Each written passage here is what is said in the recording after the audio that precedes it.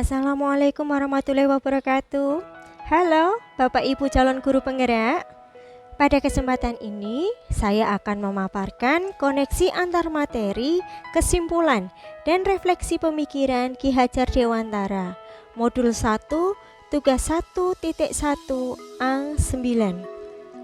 Pada kesempatan ini, saya akan merefleksi diri saya melalui 3 konsep pertanyaan. Yang pertama, apa saya percaya tentang murid dan pembelajaran di kelas sebelum saya mempelajari modul 1.1? Yang kedua, apa yang merubah dari pemikiran atau perilaku saya setelah mempelajari modul ini? Yang ketiga, apa yang bisa segera saya terapkan lebih baik agar kelas saya mencerminkan pemikiran Ki Hajar Dewantara? Untuk konsep pertanyaan yang pertama, apa saya percaya tentang murid dan pembelajaran di kelas sebelum saya mempelajari modul 1.1? Saya berpikir bahwa yang pertama, guru lebih dominan di kelas saat pembelajaran. Pada saat pembelajaran, saya lebih banyak menjelaskan atau menerangkan pembelajaran sehingga saya merasa capek setelah mengajar. Kemudian yang kedua, pembelajaran hanya berpusat pada ketuntasan materi dan pencapaian KKM. Dalam menjelaskan materi, saya mempunyai target agar materi terselesaikan dengan cepat dan anak didik mendapatkan nilai di atas KKM. Saya beranggapan semua anak didik mampu dan menguasai materi yang saya ajarkan dalam waktu cepat sesuai capaian atau target materi. Yang ketiga, anak didik kurang aktif dalam proses pembelajaran. Dalam hal ini terlihat dalam proses pembelajaran yang berlangsung.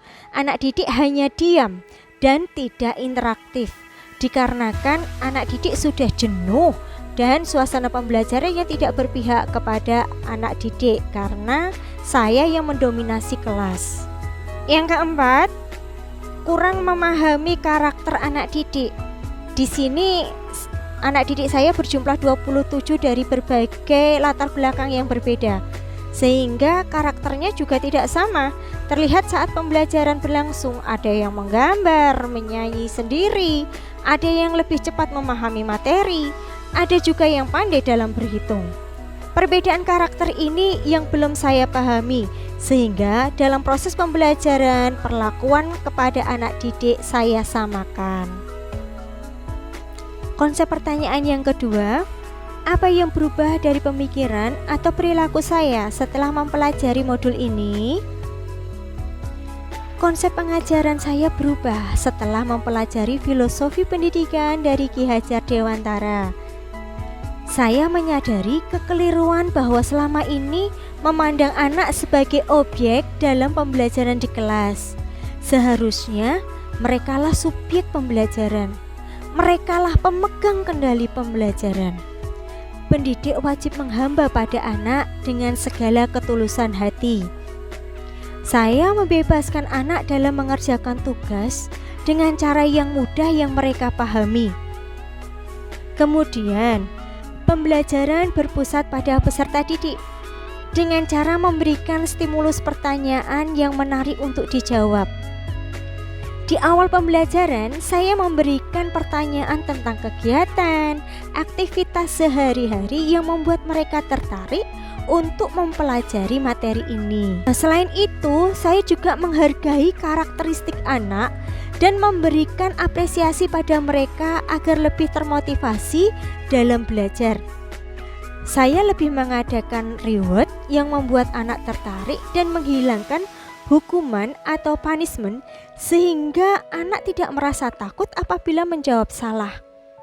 Dan saya berusaha memerdekakan anak didik saya. Merdeka belajar bukan lagi belajar paksaan dan kewajiban peserta didik. Lalu menciptakan pembelajaran yang kreatif dan inovatif. Salah satunya dengan memberikan visualisasi pembelajaran seakan anak mempelajari materi seperti dengan kehidupan nyata. Dan permainan-permainan edukatif dalam proses pembelajaran membuat anak tertantang untuk menyelesaikan permainan dan menjawab pertanyaan. Konsep pertanyaan yang ketiga, Apa yang bisa segera saya terapkan lebih baik agar kelas saya mencerminkan pemikiran Ki Hajar Dewantara?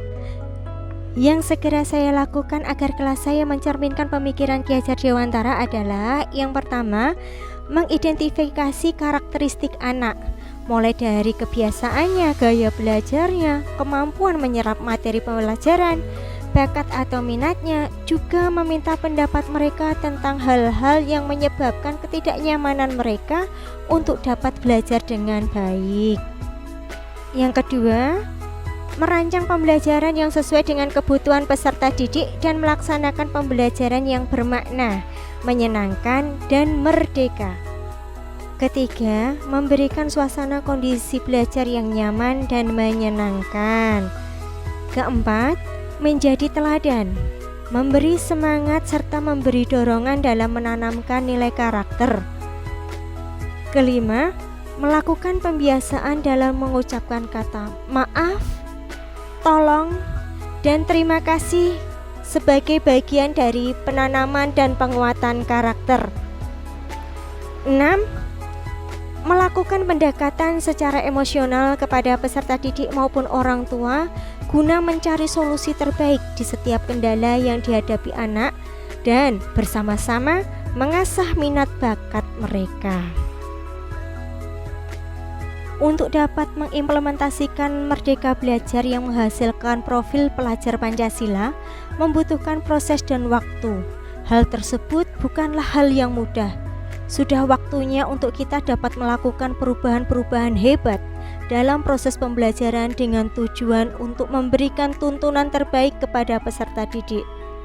Peserta didik diberi kebebasan untuk bereksplorasi, berinovasi, dan mengembangkan potensi sesuai dengan kodratnya masing-masing dengan menerapkan 3 semboyan Ki Hajar Dewantara, yaitu ing ngarsa sung tulodo, ing madya mangun karso, dan tutwuri handayani, dapat membantu tugas kita sebagai pendidik dalam memberikan tuntunan, arahan, serta bimbingan agar tujuan dari Merdeka Belajar dapat terwujud dengan baik.